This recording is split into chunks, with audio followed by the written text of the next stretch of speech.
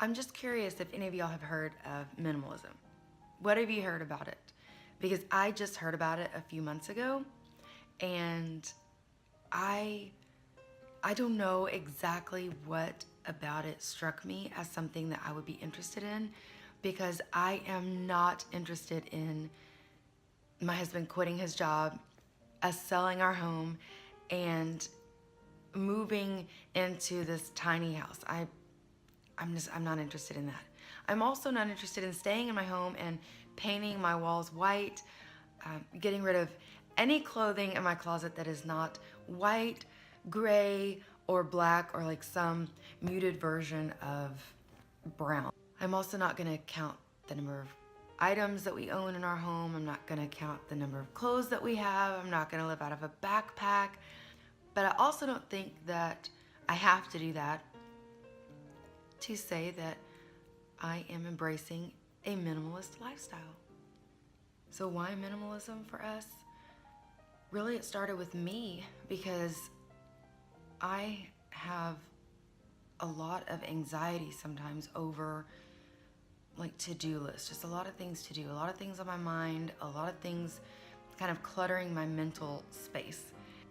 I just decided to start simple. I did not go overboard with anything, but I call it coming to terms. That's my term for it, coming to terms. I needed to come to terms with certain things in my home.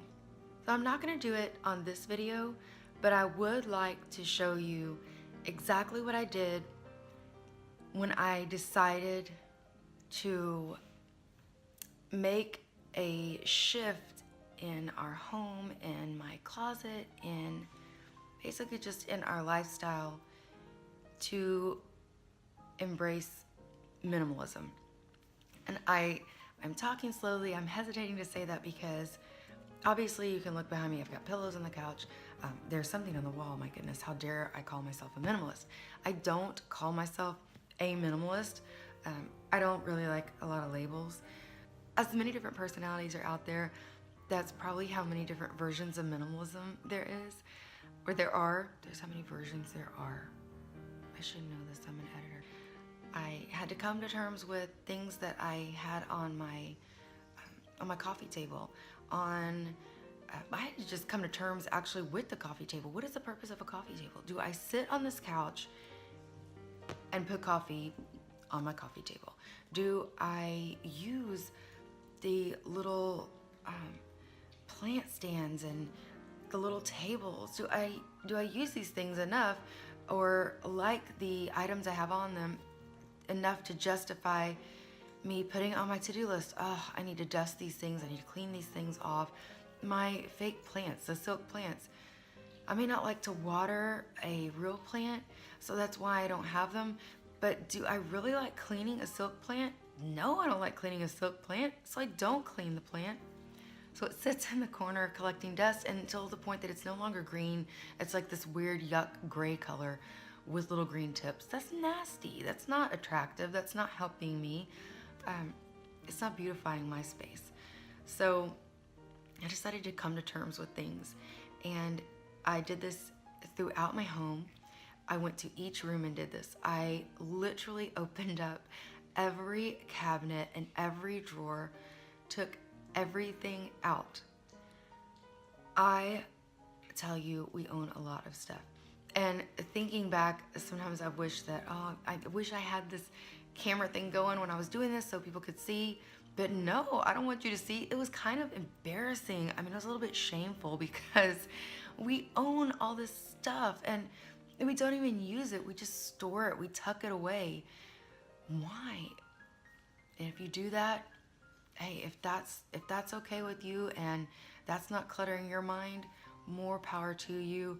You know, shove that drawer full. But for me, I really felt like the more stuff I had crammed in those drawers, the more stuff I was cramming in my mind, like the more stress I was cramming into my life. Because seriously, I was one of those people that thought I'm going to lose my mind just trying to get ready to go to church for the evening. My closet is full of clothing and I'm sitting there really saying I have nothing to wear. How ridiculous is that? And like, I say to my husband, I get that I am ridiculous sometimes, but at least I can tell that I'm ridiculous. At least I have the wherewithal to identify my ridiculousness. So I'm thinking that's a good step. If you can identify that which makes you ridiculous, maybe you can do something about it. So I set out to help myself through minimalism.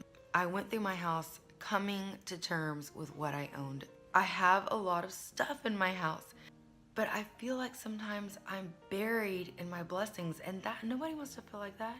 That is not the way it's meant to feel. I am very glad, I will add, that I started taking that swing toward minimalism before my son was diagnosed with ITP. I gotta put ITP in these vlogs because seriously, guys, it is an everyday issue. Every morning I wake up and we deal with it because I check my son's body to see if there's a new bruise, if there's a new development. I'm not a pessimist. I'm pretty much a realist, and I am in a reality right now which requires a morning and night dealing with this issue. So how minimalism helped me deal with this issue is that in finding my approach to it, in finding the way it serves me and it serves my family, has been wonderful. I have found that it serves us. I have found that during this hard time in dealing with ITP, because I thinned out a lot of things that I own, because I thinned out a lot of the clutter in my life, just the visual clutter alone, because I thinned out a lot of things, it helps my anxiety level. And that could be just a personal thing, but that's what I personally needed. I needed less anxiety. Yes, I am a believer. I pray. I seek God's advice in His Word. I am somebody that seeks the comfort of lower anxiety through prayer. But I am also somebody that believes that God gave us a brain and intended for us to use it. So the way I am using my brain and my personal resources is to acknowledge what works for me. And decluttering and thinning out my wardrobe, that has worked for me. I am by no means a pro on this, but I am a newbie, a realist, and someone who doesn't mind sharing what has worked for me, how it's worked for me, what is not really working for me, and just maybe some different tips from other people that I have gleaned from YouTube videos. How thankful I am that other people have shared their stories. There's no rule book.